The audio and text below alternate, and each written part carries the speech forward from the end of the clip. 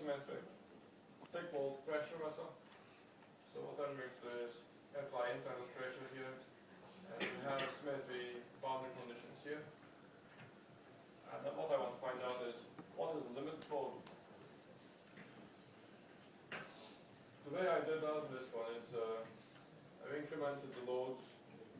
So in the first load case, I'm just solving for a unit pressure. In the second load case, based on the first load case, I calculated what was the elastic limit. So I applied the pressure for elastic limit. And beyond that, I can activate automatic time stepping and smaller time steps, like delta time 5, 1, 10. So it will start with a value of 5, minimum 1, and maximum 10. And the third load step is the one where I increase the load significantly, say up to 300, and then solve until it fails to converge. So I can do that.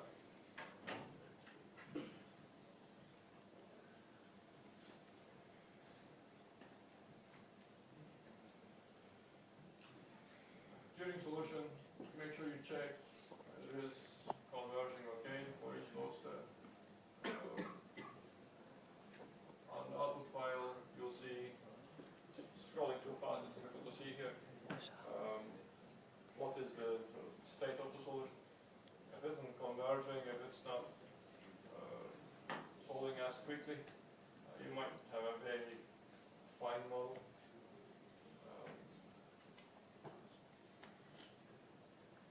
Or your substeps, number of substeps is too much.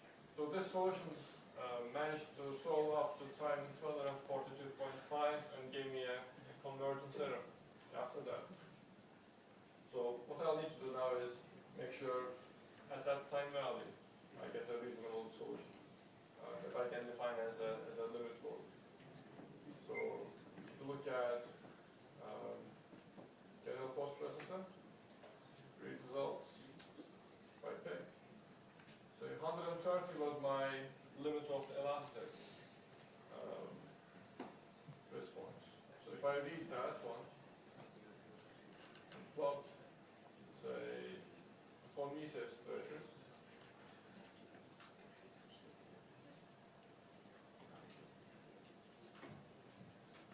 so you can see at the inside surface, I just reached 1299.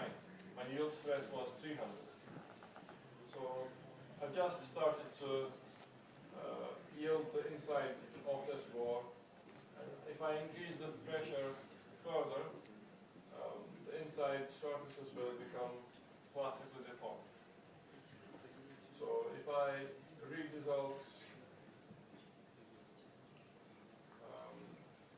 for a value beyond that, let's say 187. Because I related the pressure to time, that time value is, I can say, it's the pressure that I apply. I can then plot results again. So you can see that on the inside surface, that's the part that's becoming plastically deformed. Now, the red contours are ranging from 300 to 280. So not all of this is plastically deformed.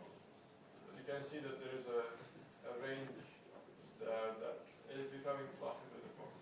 To confirm what is the zone of the plasticity, you can go to plot the plastic strain. Let's say first principle plastic strain or something, or the equivalent plastic strain, von Mises plastic strain. So you can see that there's a significant plastic strain on the inside surface, but beyond that point, there's no plastic strain. So this part of the structure is still behaving elastic at that point. It's only the inside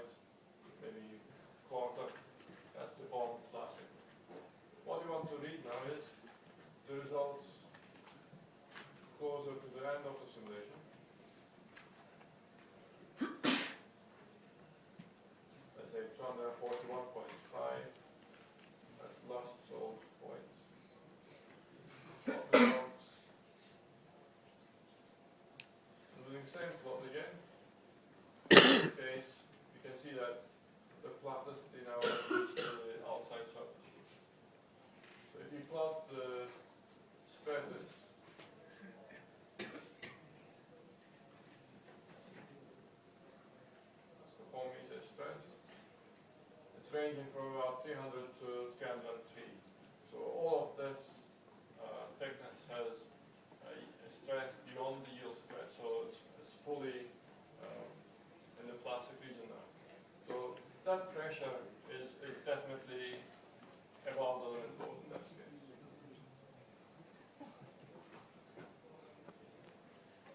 What we can do next is follow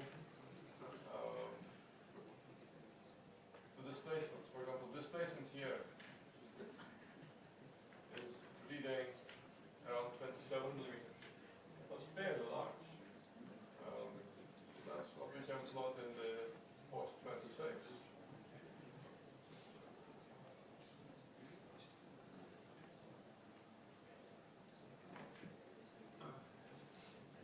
So we can plot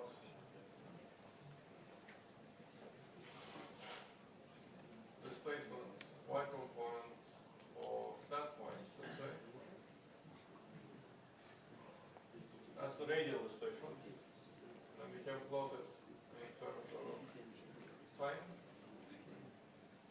You can see that when it reaches around 240, it just becomes asymptotic. So my limit load is close to that point. I need to define that more closely. And for that pressure vessel, I can specify that is my limit load. So limit load, say around 240. The elastic limit was about 130. And you think about the design, the operating pressure, and how far is the limit load from the operating pressure? How safe is your structure? So these are things that you can calculate with this simulation, and then give a decision based on if this is acceptable or not. What you can also do is an unloading load step. So instead of going up to, say, all the way 300, you can unload it from a point. Let's solve it again. Well, this is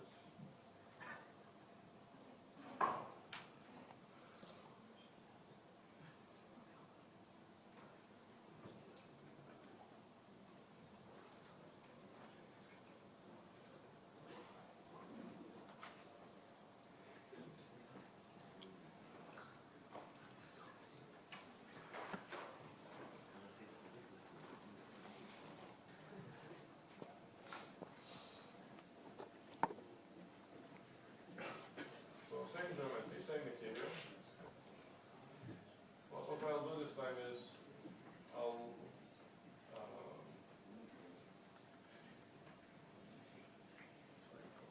specify the first two load steps, and the third load step will become smaller pressure, let's say about 200 megapascals, and then I'll unload to 0. So I'll still need to increment the time. So the time was about 200 at load step 3, and at load step 4, that's maybe 300. So that becomes more like a simulation of autofetage. So we have increased this pressure up to 200 and reduce it back to 0. Just making sure that there is some plastic deformation in the center of the cylinder.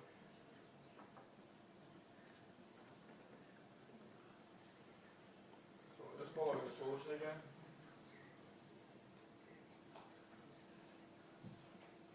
So it's reached the maximum pressure, and then at this point it's unloading after 300 time. So that 300 isn't really related to pressure now, but it's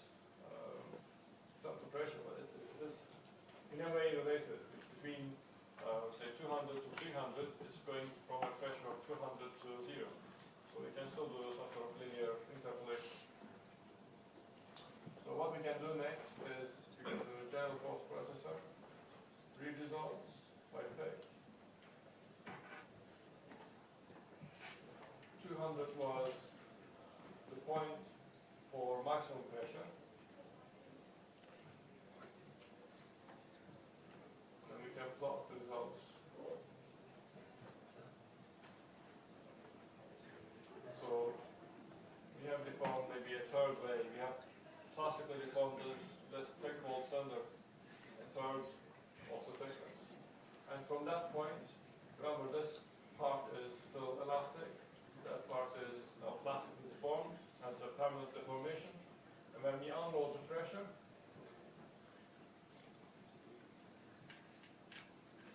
you can read the last set for time 300 and plot the stress again.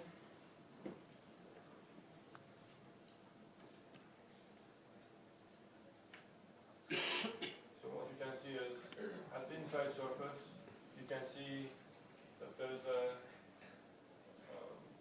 residual stress. The value will be compressive. You need to print or plot the principal stress. So at the inside surface, we have compressed